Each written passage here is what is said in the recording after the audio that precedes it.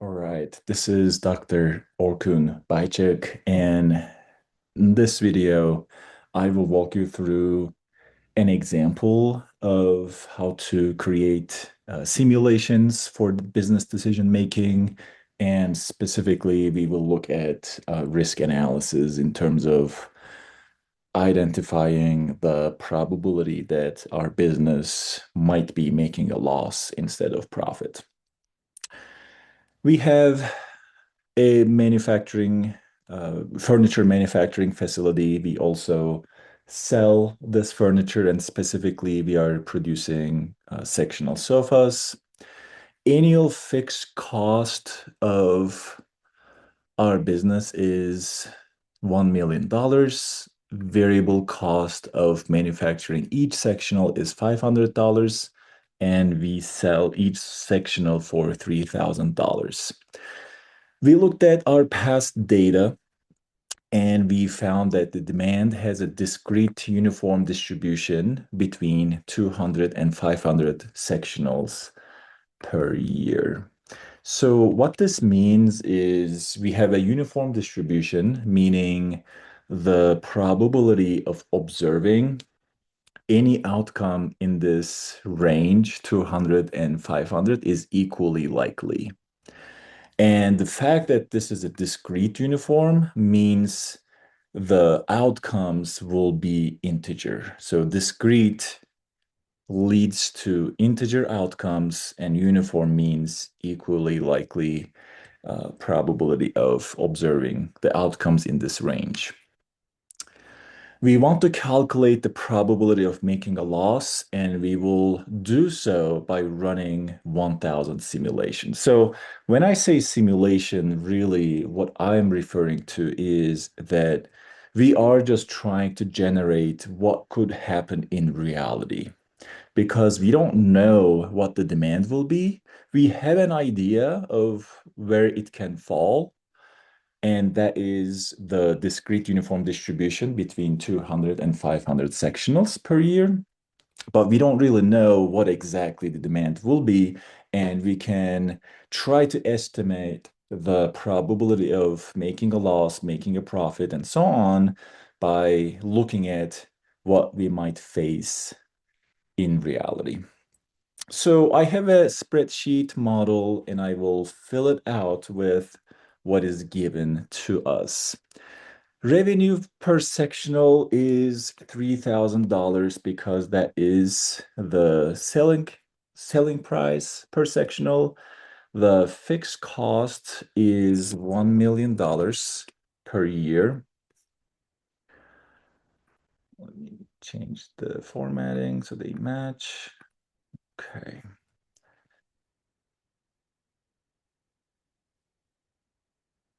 Format cells, currency. Okay. Perfect. So that the formatting is consistent. Variable cost per sectional, it seems like that amount is $500.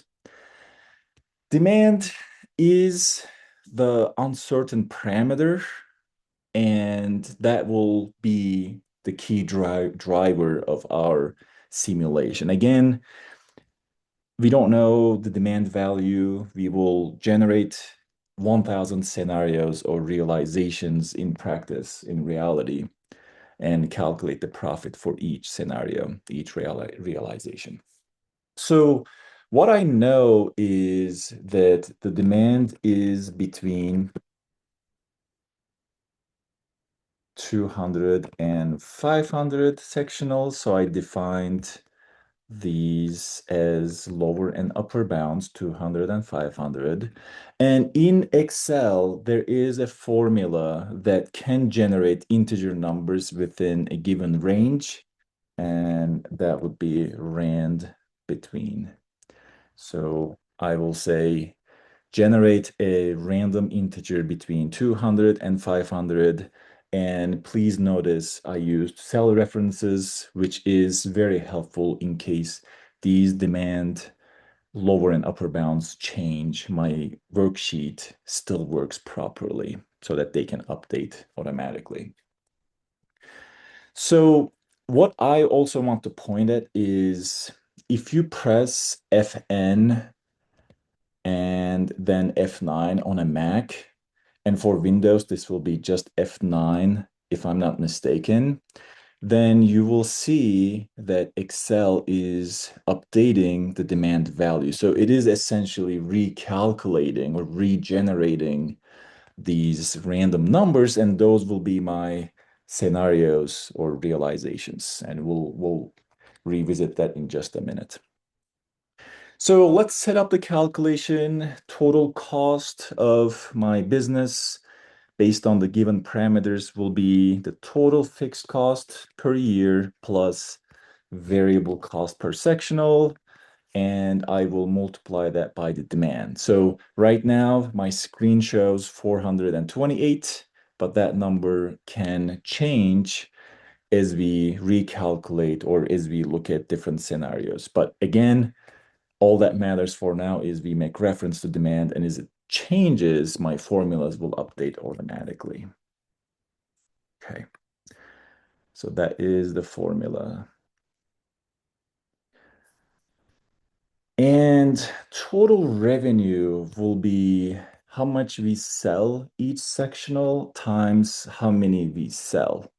So right now, let's look at the numbers. I have 478, and Excel calculates the total revenue we make by selling this many sectionals. Again, as that demand value is regenerated, this number will update. Profit will be revenue minus total cost, and Excel will give us that result on the screen. Okay. So this is a very simple business model. We are calculating the profit based on an uncertain parameter, which is demand, and we will run 1,000 simulations to test how risky this business is. So I have this table here where I said simulation trial 1. And recall that we are looking at 1,000 simulations. So normally we could do something like 1, 2, 3, all the way down to 1,000, but that could take us quite a bit of time, even if we were to do that drag down approach. Still, we need to do some scrolling, going down, and so on. One approach I can recommend would be that once you type 1, you can click on that cell. You see A22 is selected. And on Excel, you can go to the right-hand side of the menu where you see this fill option. It's right under the summation symbol. And once you click on that fill, you can say series, which will open up this menu. And in this menu, there's a couple of questions we have to answer. And the first one is, do we want to generate the numbers, the series of numbers in a row or in rows or in columns? For us, it will be in columns because I want to see all of my simulation trial numbers going from 1 to 1,000. Step value will be 1 because I want the increment to be 1. So that means we are looking at 1, 2, 3, 4, and so on. And stop value is 1,000, which is where we want this series to end. And once you say OK, you will see Excel generated 1,000 numbers. And each of these simulation trials corresponds to a separate scenario that we may face in real life. And in my simulation table, I will list my uncertain parameter demand and my outcome profit. So if you have multiple uncertain parameters, you can list them all, and then you would also list your outcome. In the first row, or in the first simulation trial, we will make references. Everybody, demand is generated in B14 in my spreadsheet, so I will make reference to it in simulation trial 1. And then for profit, we will make reference to B19. So this is going to tell Excel what to use as a reference when completing the rest of the simulation table. Okay, so I have my uncertain parameter demand, my outcome of interest profit, and I have the 1000 simulation trials. Next step is going to be to use data tables in Excel to complete the rest of this table instead of doing this manually. So everybody, the first thing I will ask is highlight the first row and then highlight all the way down. So I am a Mac user. I will do Shift Command down. And if I'm not mistaken, for Windows users, this will be Shift Control down to highlight everything in this table.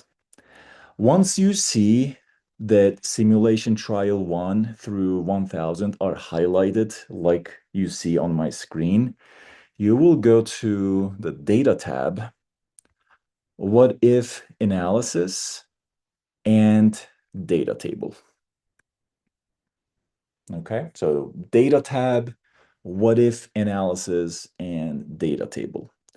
Now, all I need is to ask Excel to calculate the profit 1000 times in total.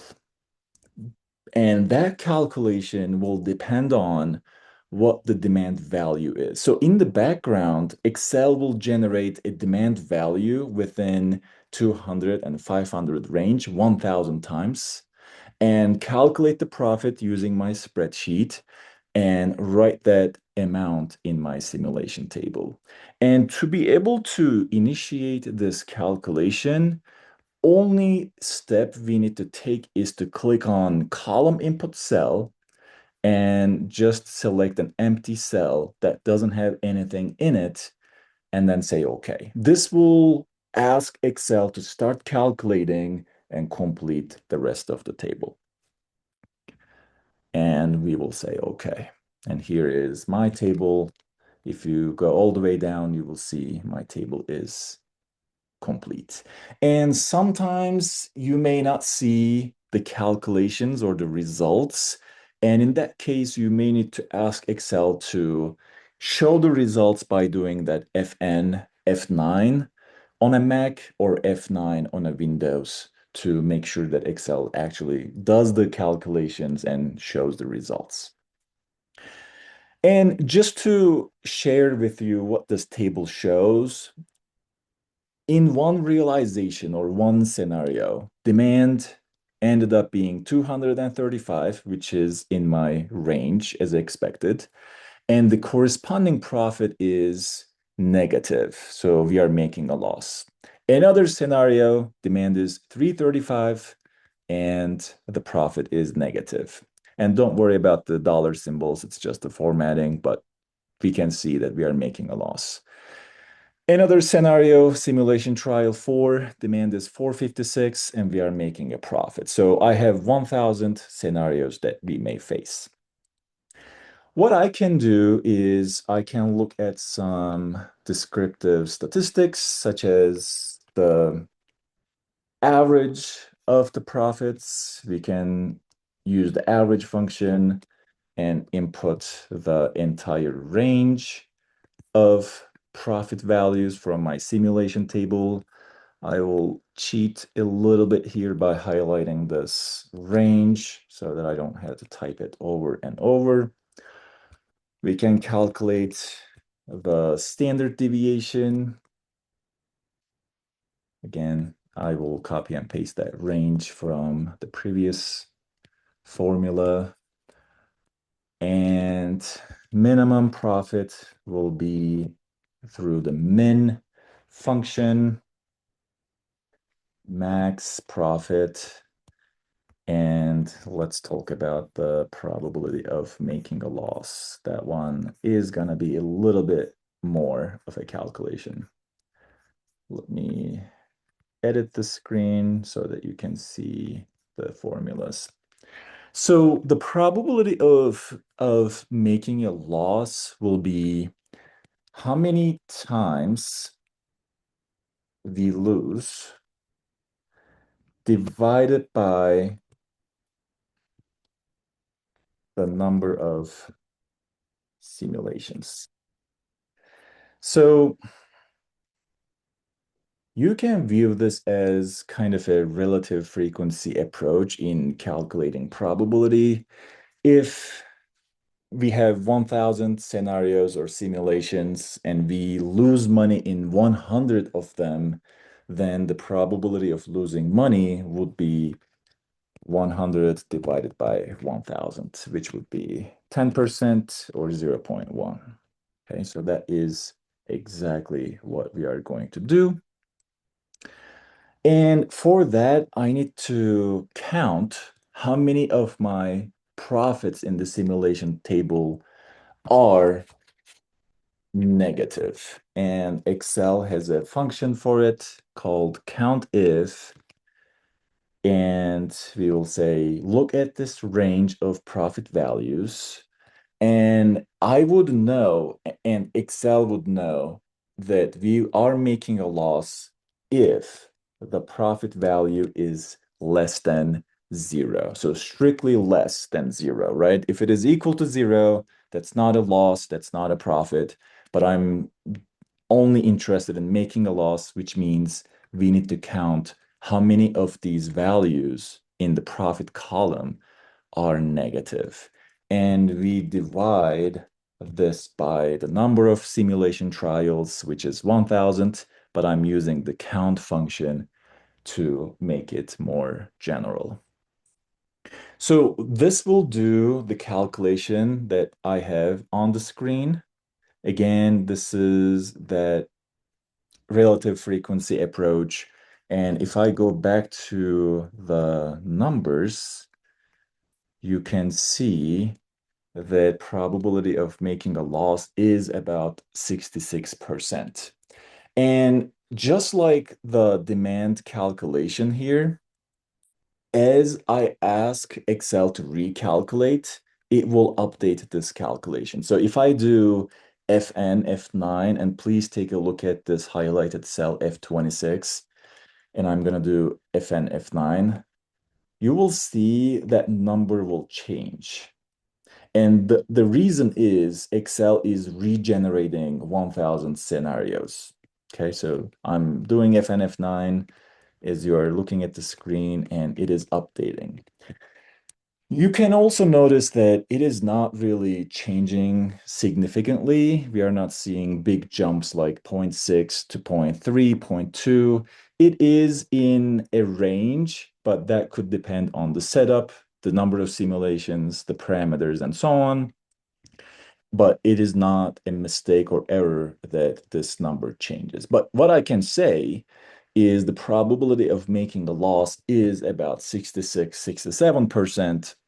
And that could tell me that there is quite a bit of risk in this business and we may need to take actions accordingly.